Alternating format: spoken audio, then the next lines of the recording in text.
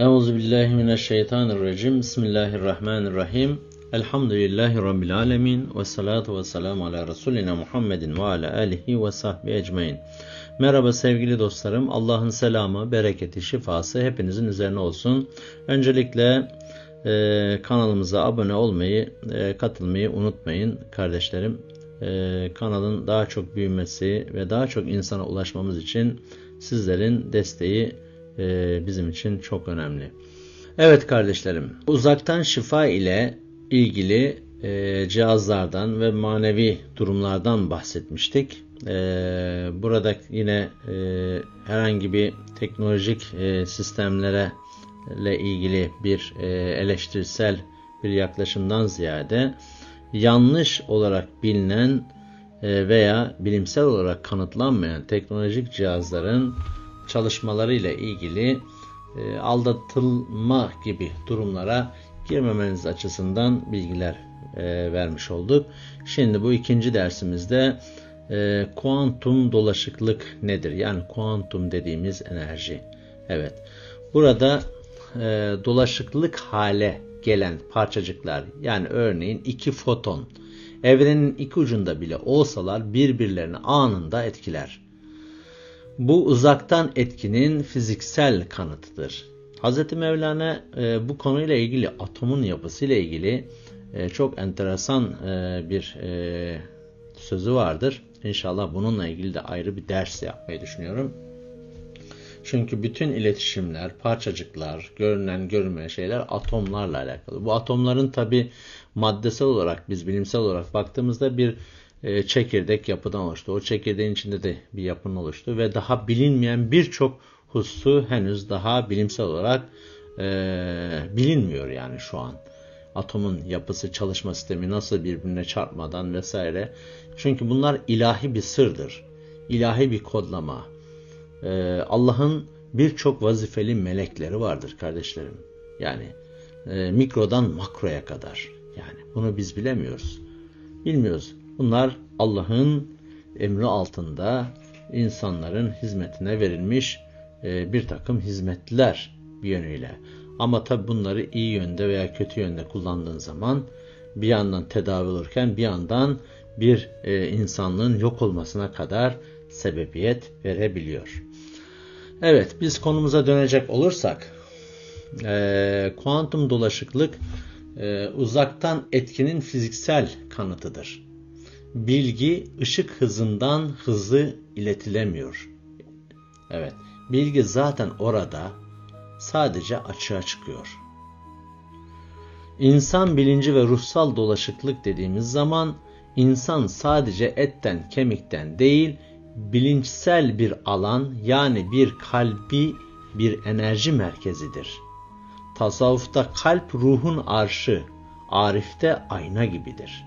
Yani biz buradaki kuantum mevzusunu hem bilimsel hem mana açısından, manevi açıdan inşallah karşılaştırmış olacağız. Burada sevgi, dua, teveccüh, rabıta gibi manevi yollarla insanlar arasında dolaşıklık oluşabilir. Yani birbiriyle iletişim. Örneğin bir anne çok uzakta olsa da evladının başına bir şey geldiğini hisseder. Bu his bilinçsel dolaşıklıktır. Evet. Yine bu bölümde Esma-i Hüsna, ilahi frekanslar ve bilgi dalgaları. Allah'ın güzel isimleri vardır. Ona bu isimlerle dua edin diyor. Araf suresi 180. ayette.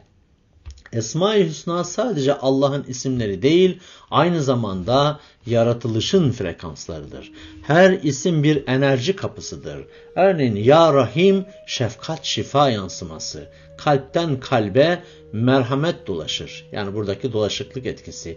Ya Latif, incelik, nur, görünmeyen bağların sezilmesi. Ya Hafiz, koruma, uzaktan dua ile muhafazadır. Yine Celcülutiye ile ilgili baktığımızda konumuza, Celcülutiye'deki isimler frekanssal çağrışımlarla uzaktan etki, zaman aşımı, mekan ötesi erişim gibi sırlı kuvvetleri açığa çıkarır. Neticede içerisinde İsmi Azam, Esma-i Hüsna geçiyor ve ayetler geçiyor. Örneğin burada bazı anahtar kelimelerden bahsetmiştik 7. beyitte hatırlarsanız veya diğer beyitlerde Nemuhin, Biyahin, Ya Yuhin gibi bu isimler çağrıldığında ruhsal bir iletişim tüneli açılır.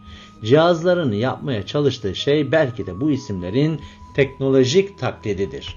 Tasavvuf ve kuantum olarak baktığımızda birleşen hakikatler olarak kuantum dolaşıklık bilgi zaten bağlı ve zaman ve mekandan bağımsızdır. Tasavvuf kalp gözüyle, Allah'ın isimleriyle, dua ile anında etki yapar. Evet, kuantum dolaşıklıkta bilgi zaten bağlıdır ve zaman ve mekandan bağımsızdır. Tasavvufta ise kalp gözüyle, Allah'ın isimleriyle, dua ile anında etki yapar. İbn Arabi der ki, sen bir şeyi düşündüğünde o artık seninledir. Zira ruhun düşüncesi bir bağ kurar. Peki, cihaz mı, kalp mi? Bugün bazı cihazlar, bu yapılmış cihazlar, bilgi alanlarına rezonans gönderdiğini daha önceki derste bahsetmiştik, iddia ettiklerini. Ancak gerçek bağlantı şu 3 unsurla kurulur kardeşlerim. Birincisi niyet, ikincisi isim yani esma, üçüncüsü yönelme, teveccüh. Bu üçü birleşirse uzaktan etki meydana gelir, cihaz olmadan bile. Dolaşık kalpler ve esmanın aynası. Kalp Allah'ın nazar ettiği yerdir. Hadis-i şerifte geçer. Frekans cihazları belki de tasavvufun yüzyıllardır bildiği hakikatleri teknolojiye tercüme etmeye çalışıyor. Ama şunu unutmayın kardeşim. En güçlü frekans kalpten gelen esmadır. Evet. Burada ben bunu biraz daha değiştiriyorum. Dua en güçlü operatördür. En güçlü çeken operatördür kardeşlerim. En güçlü bağdır. İlahi bağdır. Allah'a olan bağdır. Kuantum dolaşıklık gerçekten ilahi bir sistem mi? Yoksa ruhların birbirini bulmasını taklit eden fiziksel bir görüntü mü? Diye soru soracak olursak ikisi de olabilir. Ancak hangi mertebeden baktığına göre değişir bu. Şimdi bunu 3 katmanlı olarak inşallah cevap vermeye çalışalım. Birincisi, zahiri katman. Yani taklit eden sistem.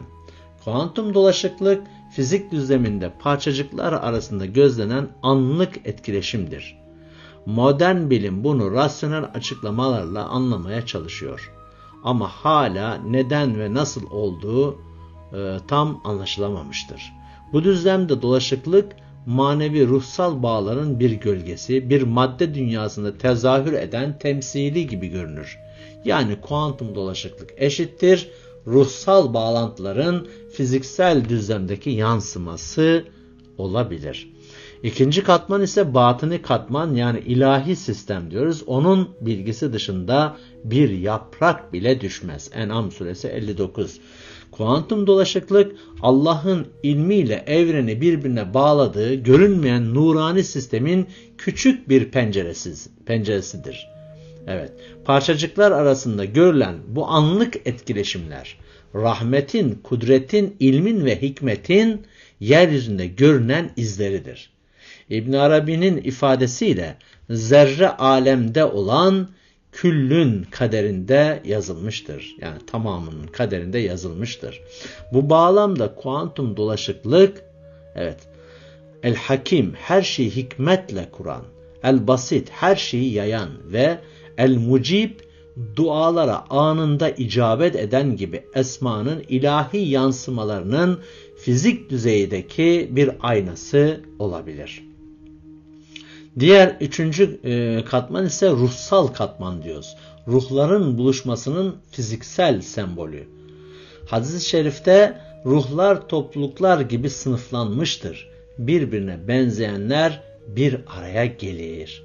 Ruhlar arasında ezeli bir tanışıklık, sevgi ve bağ olabilir. Bu bağ zaman ve mekanla sınırlı değildir. Dolaşıklık sanki ruhsal rezonansın fizik düzlemindeki adeta bir iz düşümüdür. Bir ruh diğerini hisseder, çağırır, çeker. Bu niyet ve sevgiyle kurulan, görünmeyen bir frekans sistemidir. Kuantum dolaşıklık bu ruhsal buluşmaların tekamül etmemiş bir taklidi gibi de görülebilir. Buradan sonuç olarak baktığımızda katman olarak zahiri, kuantum dolaşıklıktaki yeri nedir? Katman olarak zahir, ruhsal bağlantının fiziksel taklidi, batını ise ilahi hikmetle kurulmuş görünmez bir sistem, ruhsal olarak ise ruhların ezeli rezonansını temsil eden sembol. O halde kuantum dolaşıklık ruhların Allah ilminde olan ezeli bağlarını madde aleminde taklit eden bir sistemdir. Ama aynı zamanda o ilahi sistemin bir iz düşümüdür. Yani ne tamamen fizikidir ne de yalnızca ruhsal. Bir ara köprüdür adeta. Şimdi kuantum dolaşıklık ruhların ezeli fısıltısı mı, maddenin taklidi mi sorusu. Zaman yoktu, mekan yoktu ama bir bağ vardı. Bir göz kırpımı gibi kısa ama ezelden ebede sarkan bir bağ. Evet, bir zamanlar nurdan yaratılmış bir bilgi zerresi, sonsuzluk aleminde başka bir zerreyle görünmez bir dansa başlamıştı. İkisi bir olmuştu ama biri sağa, diğeri sola savrulmuştu. Biri bu yıldızın parçası olmuş, diğeri başka bir yıldızın kalbinde titremişti. Ama bir sır vardı. Her ne kadar ayrı gibi görünseler de birinin hareketi diğerine yankılanıyordu. Fizikçiler buna kuantum dolaşıklık dedi. İbn Arabi buna ruhun yankısı dedi. Sufiler, tasavvuf ehli buna kalpten kalbe gizli yol derdi.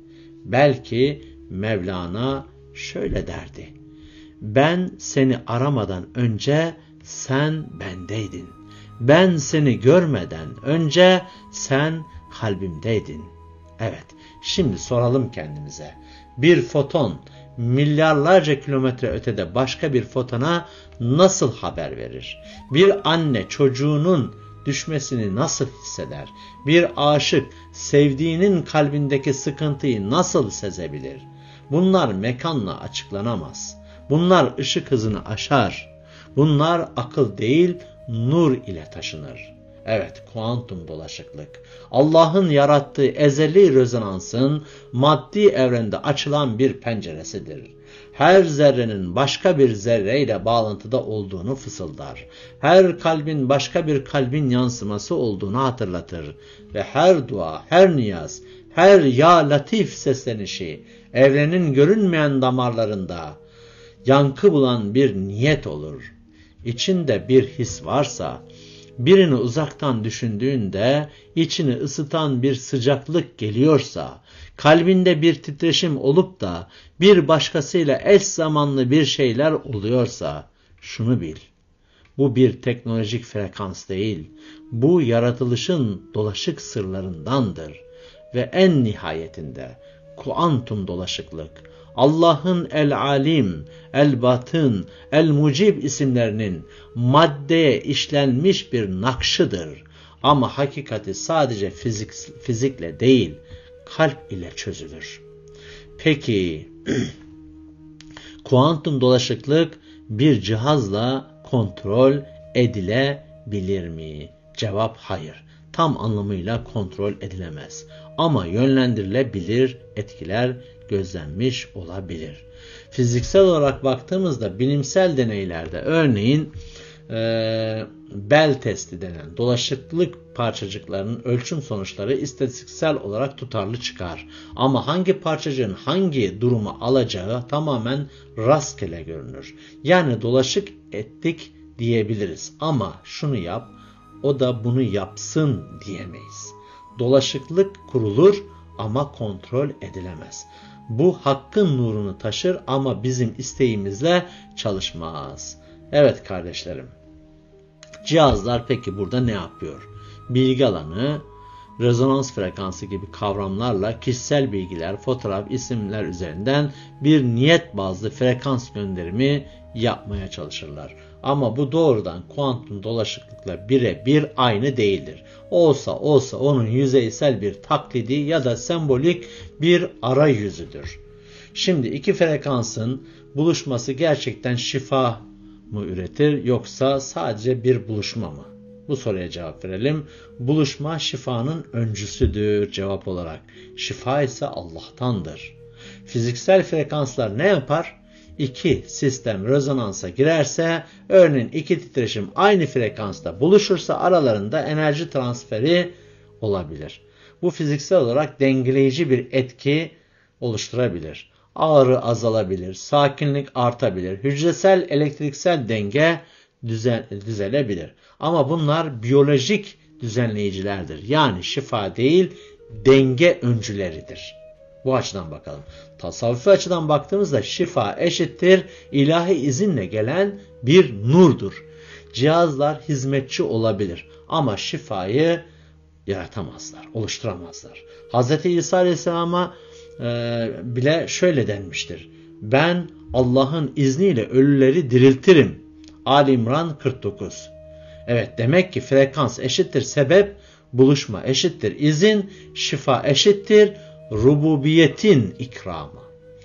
Bilimsel olarak bu cihazların etkileri nelerdir? Bilimsel bulgulara göre baktığımızda klinik veri olarak genellikle zayıf ve tutarsız. Plasebo etkisi yüksek ihtimalle devrede olur. Elektrofizyolojik etkisi ise mikro düzeyde bazı değişiklikler gözlenmiştir bu noktada. Dolaşıklık etkisi açısından baktığımızda fiziksel cihazlarla doğrudan dolaşıklık kurulamamıştır. Sonuç olarak kuantum dolaşıklık ilahi sistemin mekansız bağlılık yasasıdır.